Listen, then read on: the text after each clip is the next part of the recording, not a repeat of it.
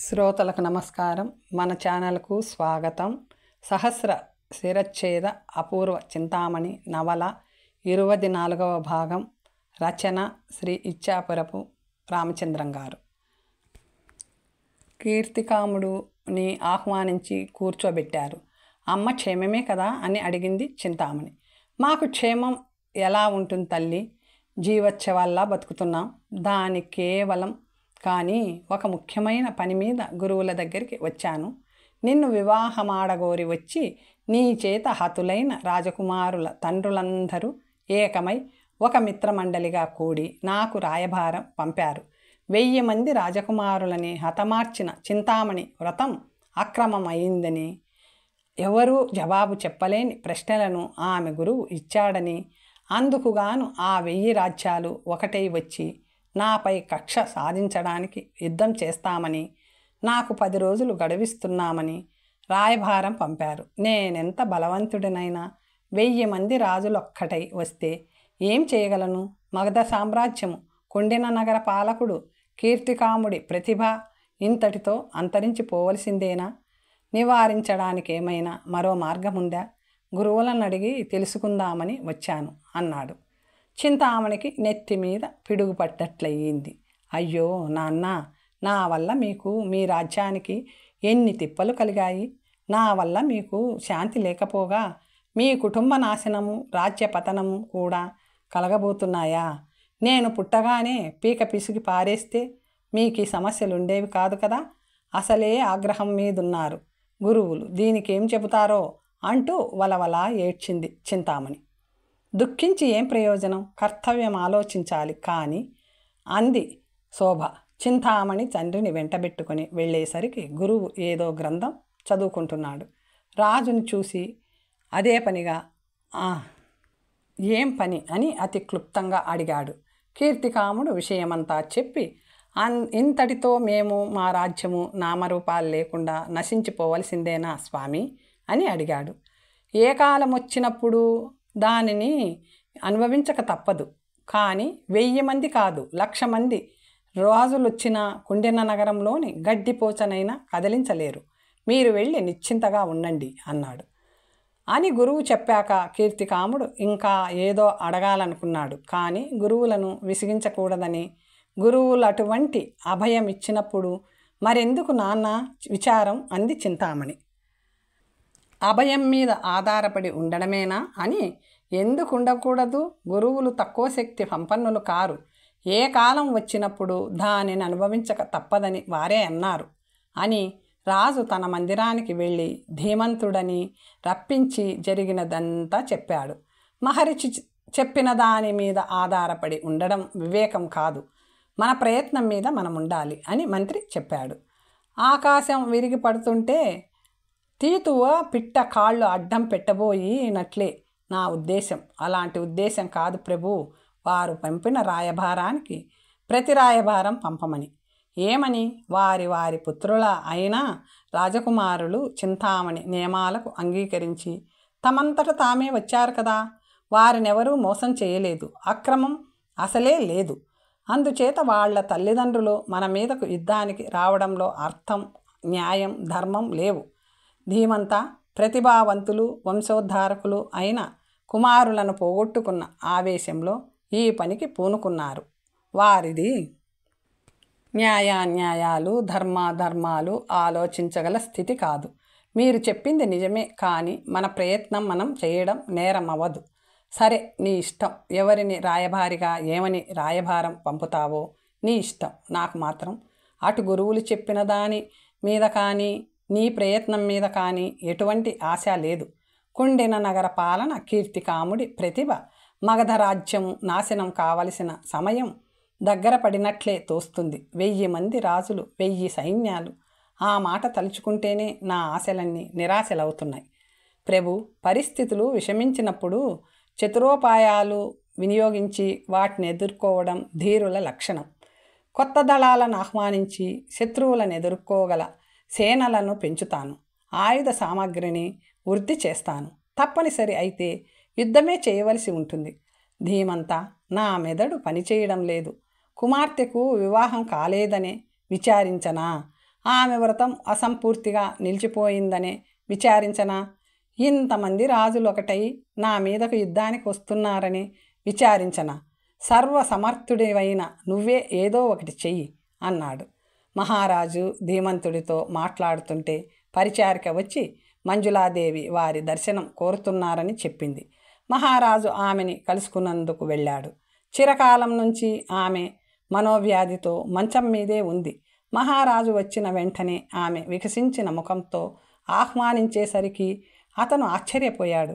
మీకొక శుభవార్త చెప్పవలసి ఉండి రావించాను. నా తల్లికి కళ్యాణ సమయం వచ్చింది. పెళ్లిపీటల మీద వధూవరులని నేను చూశాను. ఎంతో శోభాయమానంగా ఉందో వింటున్నారా? మీ ముఖంలో సంతోషం కనిపించడం లేదేం? అతను బలవంతంగా నవ్వు తెప్పించుకున్నాడు. మనకి అల్లుడొస్తాడు, వంశోద్ధారకులైన మనవళ్ళు కలుగుతారు. ఆమెకు మతి భ్రమించిందేమో అనుకున్నాడు. ధోరణి కాదు ప్రభు, నిజంగా కలొచ్చింది.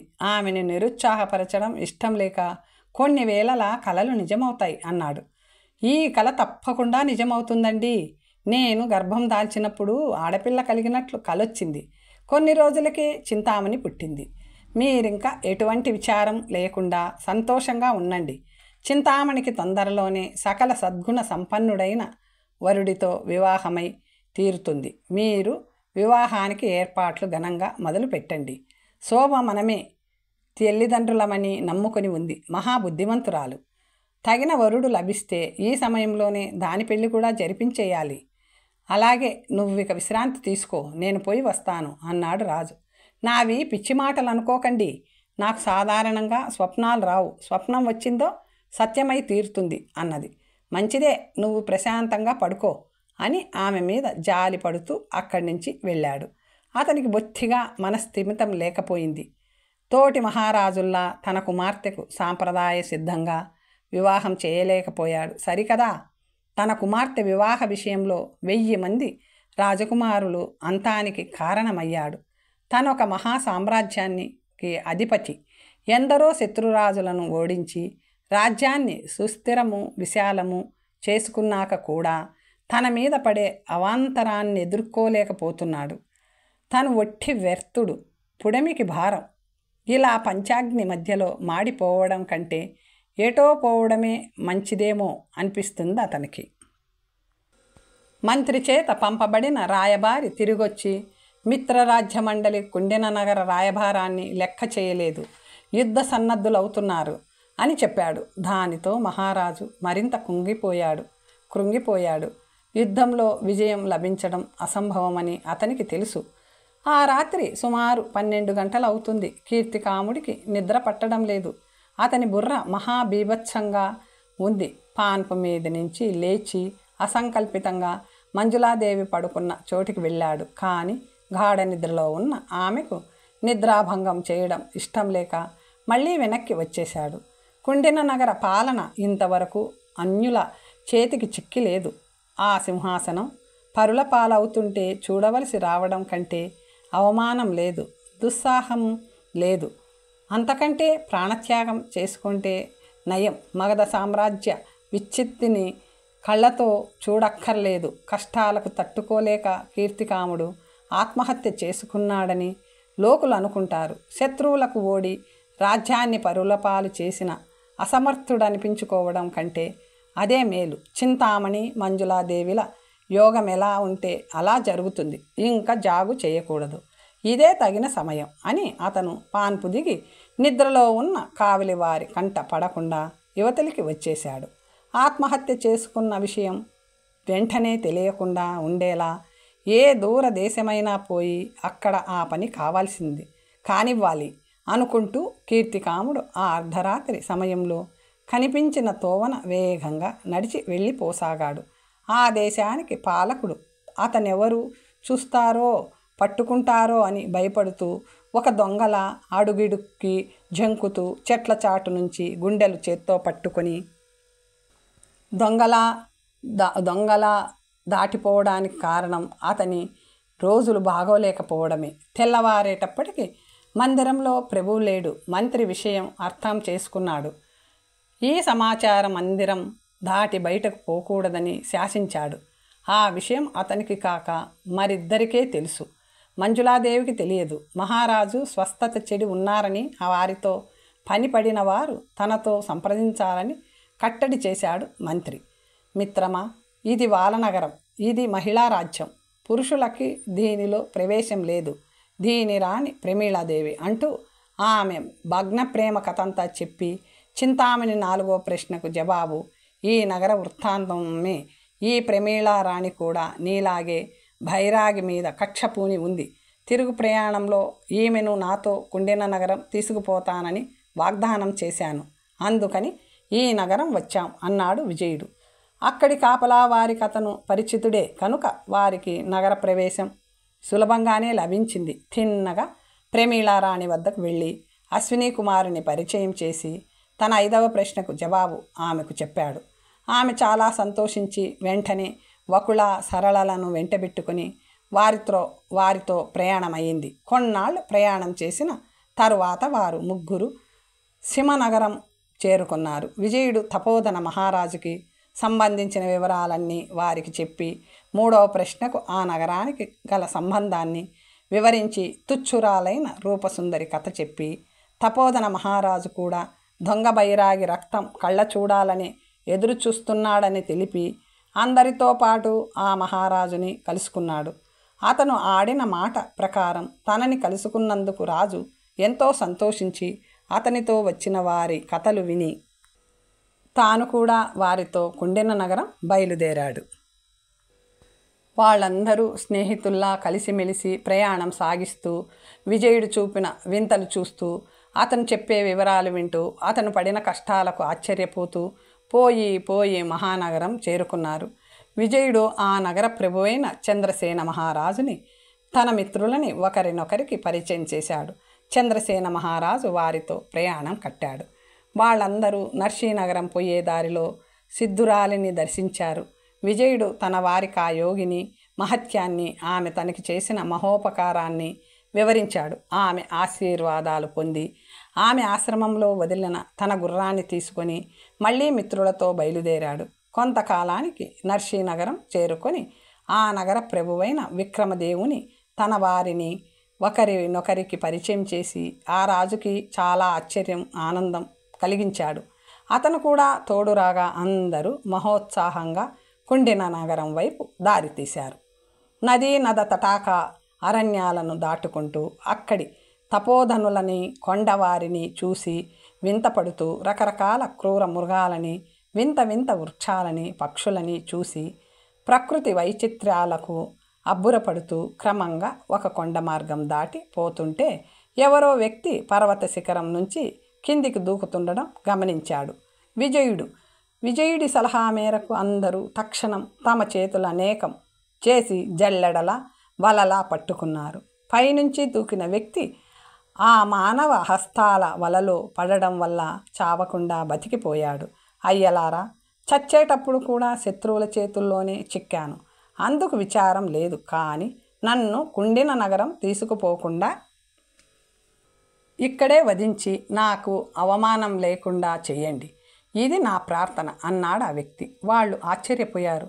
నువ్వెవరు? మమ్మల్ని శత్రువులుగా ఎందుకు భావిస్తున్నావు? పర్వత శిఖరం నుంచి ఎందుకు పడ్డావు? కుదుటపడి చెప్పు అని విజయకుమారుడు అడిగాడు. అతను ఒకసారి వారి ముఖాలు చూసి, అయ్యలారా, అమ్మలారా, మీరు నన్ను బతికించినందువల్ల నష్టమే కానీ లాభం ఏమాత్రమూ లేదు. నేనీ సమీపంలో గల కుండిన నగరాధిపతి కీర్తికాముడిని అన్నాడు. వాళ్ళు ఆశ్చర్యపోయారు. విజయుడు, ప్రభు, మగధ సామ్రాజ్య సార్వభౌములు, విఖ్యాత కుండిన నగరాధిపతులు, మహారాజులు తమరా, మీకిలాంటి అవసరం ఏం కలిగింది? మేము మీకు శత్రువులం కాము, సందేహించక చెప్పండి అన్నాడు సగౌరవంగా. మీరు నన్నెరుగుదురా? మీరెవరు? మిమ్మల్ని తెలియకపోవడం అసంభవం. మా వివరాలు తర్వాత విన్నవించుకుంటాం. ముందు మీకు ఈ పరిస్థితి తెచ్చిందెవరు? పరిస్థితి ఎందుకు వచ్చిందో చెప్పండి అని కోరాడు విజయుడు. కీర్తికామ మహారాజు తన కథంతా చెప్పాడు. శత్రుసేనలకు చిక్కి అవమానం పొందడం ఇష్టం లేక స్వచ్ఛంద మరణం చెందుదామని శిఖరం నుంచి దూకానని చెప్పి, నేనిలా చావడం భగవంతునికి ఇష్టం లేనట్లుంది. మీరు తటస్థించారు. మీరెవరో చెప్పి నాతోన నన్ను పోనివ్వండి అని ముగించాడు.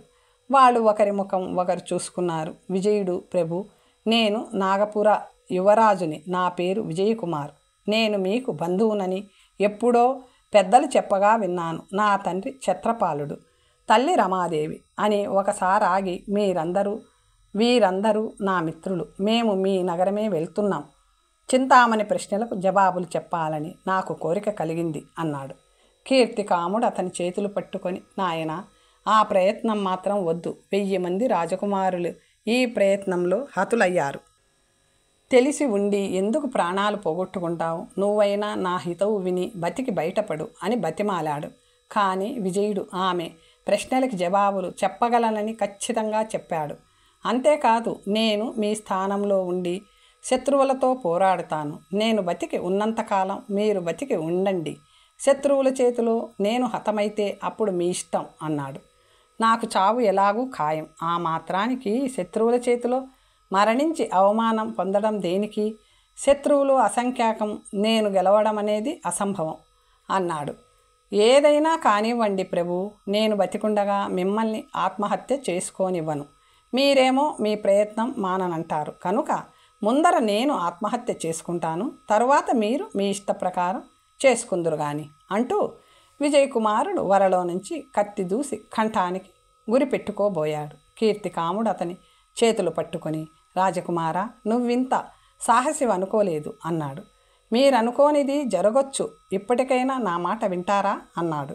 బిడ్డ, ఒకరి కోసం నువ్వెంతైనా త్యాగం చేయగల ధీరుడివని నాకు అర్థమయ్యింది. నీ ఇష్టప్రకారమే కానీ ఏం జరగాలని ఉందో అని కీర్తికాముడు తన ఆత్మహత్య ప్రయత్నం విరమించుకున్నాడు. అందరూ కీర్తికాముడితో కుండిన నగరం బయలుదేరారు. కుండిన నగరం శాంతిభవనంలో శోభాదేవి చింతామణికి తల దువ్వుతుంది. గురువుగారికి నీ మీద కోపం పోయినట్లుంది శోభ అంది చింతామణి. ఏమో, వారి దగ్గరికి వెళ్ళాలంటేనే భయమేస్తుంది. అంతలో ఒక పరిచారిక వచ్చి, శోభమ్మ గారిని గురువులు పిలుస్తున్నారమ్మా అంది. శోభ లేచి భయంతో అడుగులు తడబడుతుండగా ఆయన వద్దకు వెళ్ళింది. మీ దేవి ఏం చేస్తుంది? తల దువ్వుకుంటుంది అన్నది. నువ్వు ఈ మధ్య తరచుగా మా దగ్గరకు రావడం లేదు. మేమంటే ఎందుకో భయపడుతున్నావు, అవునా అన్నాడు. అవసరమైనప్పుడు వస్తూనే ఉన్నాను స్వామి అన్నది శోభ. నిల్చొనే ఉన్నావేం, కూర్చో అన్నాడు. మితభాషి అయిన మహర్షి అన్ని మాటలు మాట్లాడడం, రాజుగారిని కూడా కూర్చోమనని వారు తనని కూర్చోమనడం ఆమె తెల్లబోయింది. ఎందుకులేండి స్వామి, నేను తమ సేవకురాలని. ఇంతకీ నన్ను పిలిచిన పని ఏమి అన్నది. ఆ పనే శోభ, నువ్వింతవరకు మా మనస్సు కనిపెట్టలేకపోయినందుకు చాలా విచారిస్తున్నాం. నేను అనకనే వేల సౌందర్యవంతులని చూశాను, అనేక వేల సౌందర్యవతులని చూశాను. కానీ నీ యవ్వన లావణ్యాలు, కులుకు నన్నెక్కువగా ఆకర్షించాయి అంటూ అతను లేచాడు. మందిర ద్వారం బిగించి తాళం వేశాడు. శోభ గొంతెత్తి అరుద్దామనుకుంది. కానీ గురువు కోపించి తనని ఏ రాయో అవమని శపిస్తాడేమో అని భయపడింది. శోభ, కంగారు పడవలసిందేమీ లేదు. నా ఆగ్రహానికి గురైతే మాత్రం చాలా చిక్కులు పడతావు. నా నోట ఏది వస్తే అది జరుగుతుంది. నా మనస్సు నిన్నే కోరుతుందన్న విషయాన్ని నువ్వే కనిపెడతావని నీ కౌగిట చేర్చి స్వర్గ సౌఖ్యంలో తెలుస్తావని అనుకున్నా.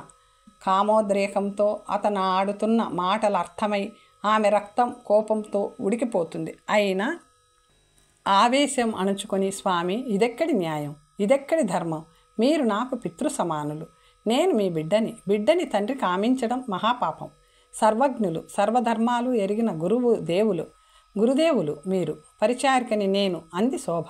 అయినా అప్సరసలు కూడా నీకు సరిరారు. నీ యవ్వనంలో అపర స్వర్గమే అది. మాకందించి ఆనందించు. ఇక ఆగ్రహం పట్టలేకపోయింది శోభ. మీకి గురుస్థానమిచ్చిన వారు మూర్ఖులు. శోభ, ఆలోచించి మాట్లాడు. మా ఆగ్రహానికి గురైతే ఏమవుతావో గ్రహించుకో.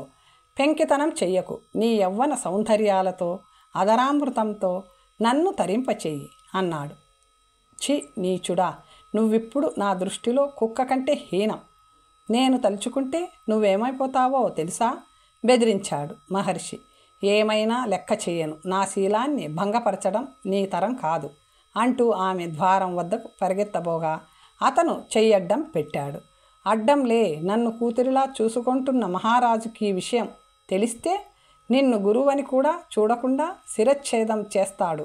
చింతామణి నీ ముఖం మీద ఉమ్మేస్తుంది అన్నది. నా కోరిక తీరాక ఏం జరిగినా పర్వాలేదు, త్వరగా వచ్చి నా కౌగిట్లో చేరు, ప్రాణత్యాగమైనా చేస్తాను, కానీ నీకు లొంగేది కల్లా. వీరిద్దరూ ఇలాంటి పరిస్థితుల్లో ఉండగా నగరంలో ఏదో గలాభా జరుగుతుందని తెలిసి చింతామణి శాంతి భవనంలోని కొద్దిమంది పరిచారకులు భవనంపైకి వెళ్ళి చూడసాగారు. నగరమంతా సైనిక దళాలే. ఎప్పుడు దిగాయో నగరంలోకి వస్తున్నవి. శత్రు సైన్యాలని, వాటిని నిలవరించడానికి ప్రయత్నిస్తున్నవి తమ సైన్యాలని ఆమె ఊహించుకొని బేజారైపోయింది. తండ్రి గారు చెప్పినట్లు అది కుండిన నగర వినాశన కాలం, మగధరాజ్య పతన సమయం, అదంతా తన వల్లనే కదా అని శతవిధాల తనని శపించుకుంది.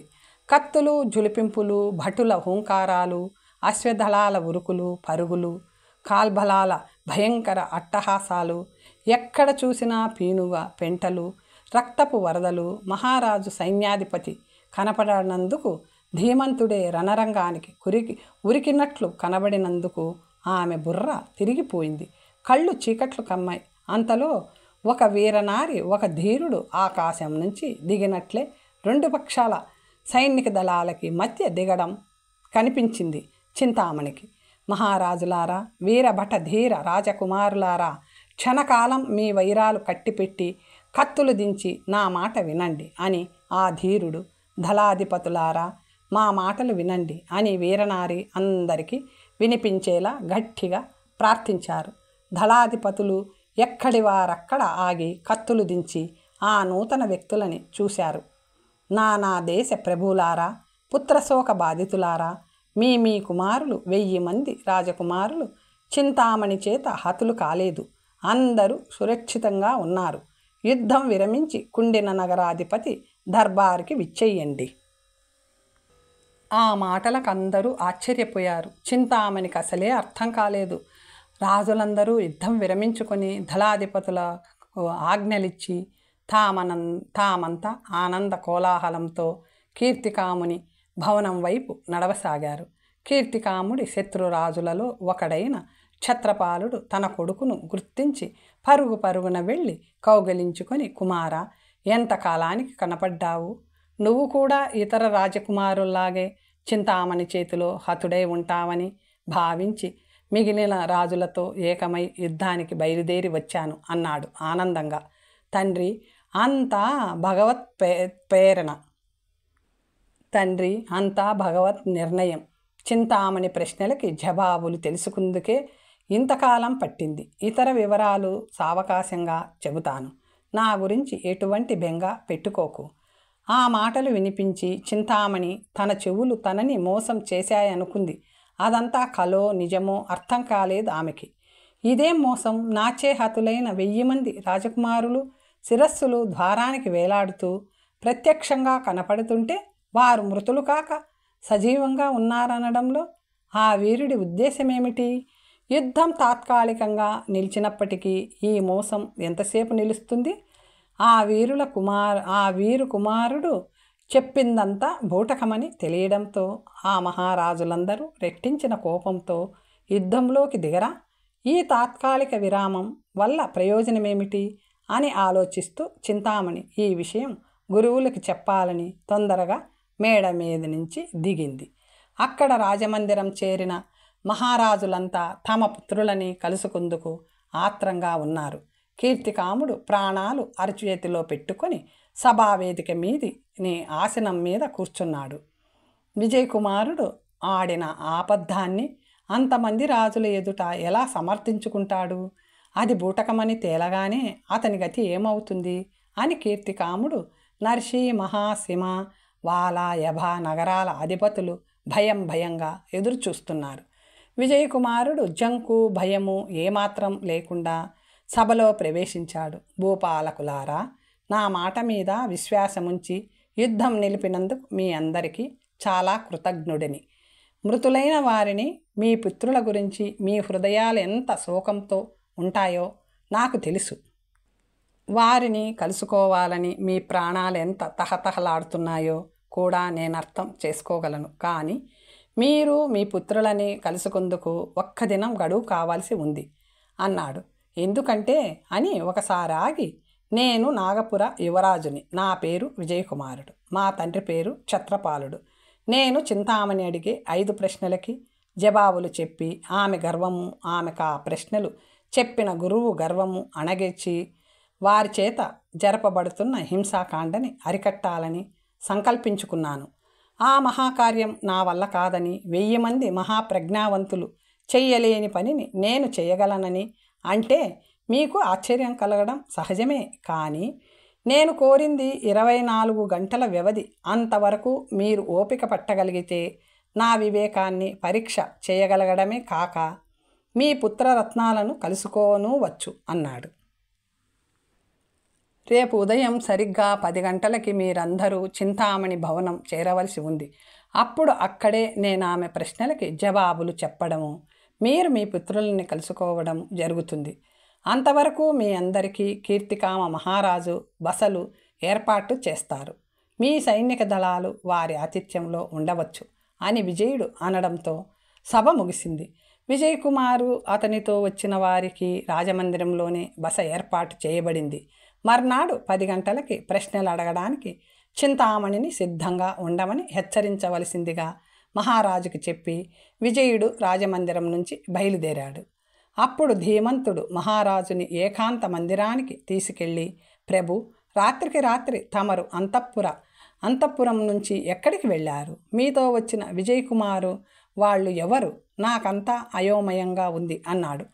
మహారాజు జరిగినదంతా చెప్పి, జరగబోయేదేమిటో నాకు తెలియదు, వేచి చూడవలసిందే అన్నాడు. ఏదేమైనా మీరిప్పటికీ రక్షించబడ్డారు, అదే సంతోషం. మీ అంతర్ధానం రహస్యంగా ఉంచబడింది అంటూ తాను రాజధానిలో చేసినది రాజుకు చెప్పాడు. రాజు అతన్ని ప్రశంసించాడు. మంజులాదేవిని కలుసుకుందుకు ఆమె మందిరానికి వెళ్ళాడు. మీకు స్వస్థతగా లేదన్నారు, ఇప్పుడు ఎలా ఉంది అడిగింది ఆమె. ఇప్పుడు బాగుంది అన్నాడు. నగరంలో యుద్ధం ప్రారంభమైందట, నిజమేనా? నిజమే, కానీ మనకేమీ నష్టం కలగలేదు. చింతామణి ప్రశ్నలకు జవాబులు చెప్పడానికి ఒక కొత్త రాజకుమారుడు వచ్చాడు అన్నాడు. నేను చెప్పలేదు, నా కల నిజమవుతుంది. చింతామణికి కళ్యాణం ఆగదు అన్నది. మంచిదే, నువ్వు పడుకో, నీ శరీర స్థితి ఏమీ బాగలేదు రాజు ఆమెను హెచ్చరించాడు. ఇంకా బాగుంటుంది, పెళ్లివారం కాబోతుంటే నేనెందుకు బాగుండను? నా తల్లి చింతామణికి కళ్యాణం తోసుకొచ్చింది. సమయం శోభాదేవికి కూడా వివాహం చెయ్యరు. అది మనమే తల్లిదండ్రులమని నమ్ముకొని ఉంది. దానికి మంచి వరుడే వస్తాడు. నువ్వు పడుకో ముందు. అబ్బా, ఇంతకాలం నుంచి మంచం అరిగిపోయేలా పడుకున్నాను, ఇంకా పడుకోనండి. నాకిప్పుడు చాలా సంతోషంగాను బలంగాను ఉంది. కొంచెంసేపు నా దగ్గర కూర్చోండి అన్నది. అమాయకురాలు, ఈమెకేమీ తెలియదు. ఈ ఇల్లాలికి ఆరోగ్యం ప్రసాదించు. నాకు కలిగే విపరీత పరిస్థితుల్లో ఈమె నలిగిపోకుండా కాపాడు అని దేవుణ్ణి ప్రార్థించాడు కీర్తికాముడు. పాపి, నన్ను ముట్టుకోకు, నా దగ్గరికి రాకు, నీ కాళ్ళకి మొక్కుతాను. నా క్షోభ నిన్ను కట్టి కుదుపుతుంది. భగవంతుడంటూ ఉంటే నీ తల 1000 చెక్కలవుతుంది అంటూ శోభాదేవి తనని శీలభంగం చేయబోతూ మీదికి వస్తున్న బాలమహర్షిని శపిస్తుంటే మందిరంలోని గంట మోగింది. అతను కంగారు పడ్డాడు. ఎవరో రాజకుమారుడు వచ్చి ఉంటాడు. సరే, నువ్వెక్కడికి పోగలవు? నీలాంటి లావణ్యవతి నన్ను అనుభవించకపోతే నా బతుకెందుకు? ఈరోజు తప్పించుకున్నా రేపెక్కడికి పోతావు? ఈ సంగతి గనక ఎవరితో అయినా అన్నావంటే నీ కళ్ళు చిల్లులు పడతాయి, జాగ్రత్త అని హెచ్చరించి ద్వారం తెరిచాడు. శోభ ఒక్క గంతులో బయట కురికింది. మందిరంలో మళ్ళీ గంట మోగింది. శోభ, అక్క ఎక్కడే అంటూ చింతామణి బాలమహర్షి మందిరం వైపు వస్తుంటే ఏడుస్తూ వచ్చిన శోభ ఆమెను పట్టుకొని కౌగలించుకొని మరింతగా ఏడవసాగింది. ఏమిటో అర్థం కాక చింతామణి గుండె బేజారయ్యింది. ఎందుకమ్మా, ఎందుకు? ఎవరేమన్నారు? గురువుగారు ఆగ్రహించారా అని చింతామణి ఆమెను దగ్గరగా తీసుకొని బుచ్చగించింది. చెబితే నా కళ్ళు చిల్లులు పడిపోతాయి. శోభ దుఃఖం ఆపుకోలేకపోయింది. మందిరంలోని గంట విరామం లేకుండా మోగుతుంది. ఎంతకాలానికో ఎవరో రాజకుమారుడు వచ్చాడు. నువ్వు ఇప్పుడిలా ఉంటే ఎలా? ముందు కళ్ళు తుడుచుకో, తర్వాత మాట్లాడుకుందాం. బట్టలు సరిచేసుకో. వచ్చిన రాజకుమారుడెవరో తెలుసుకురావు అన్నది. కళ్ళు తుడుచుకొని దుఃఖం దిగమింగి ద్వారం వైపు వెళ్ళింది శోభ. అక్కడ తన ప్రేమమూర్తి దేవుడు విజయకుమారుడు. తన కళ్ళని తానే నమ్మలేకపోయింది. ఎక్కడి దుఃఖం అక్కడే పటాపంచలైంది. ఎంతో సంతోషంతో ఆమె తడబడుతూ, ఎన్నాళ్ళకి విజయ అందెలాగో, నీ దయ వల్ల అన్ని పనులు సానుకూలమయ్యాయి అని ఆమెకు మాత్రమే వినపడేలా చెప్పి, రేపు ఉదయం సరిగ్గా 10 గంటలకు మీ గురువుగారిని దేవిని సిద్ధంగా ఉండమను. నేనొచ్చిన ప్రశ్నలకు జవాబులు చెప్తాను అని కావలి వారికి కూడా వినిపించేలా అని గుర్రమెక్కి వెళ్ళిపోయాడు. అతను కనుమరుగయ్యే వరకు చూసి అప్పుడు పూజా మందిరానికి పోయి అమ్మవారికి మోకరిల్లి, దేవి కరుణామయ్యి, నా పూజలకు ఫలమిచ్చావా? ధన్యురాలిని తల్లి, నీ మేలు జన్మ జన్మలకి మర్చిపోను అని ప్రార్థించింది. అక్కడికి వచ్చిన చింతామణి ద్వారం వద్దకు వెళ్ళేటప్పుడు దుఃఖసాగరంలా ఉన్న శోభ ఇంతలోనే ఆనంద సముద్రంలా ఎందుకు మారిపోయిందో అర్థం కాక తెల్లబోతుంటే శోభ ఆమెని కౌగలించుకొని, ఎవరో రాజకుమారుడు రేపు ఉదయం 10 గంటలకు వచ్చి ప్రశ్నలకు జవాబులు చెబుతాడంట దేవి అంది. తరువాత కథ వచ్చే భాగంలో తెలుసుకుందాం. ఓం స్వస్తి.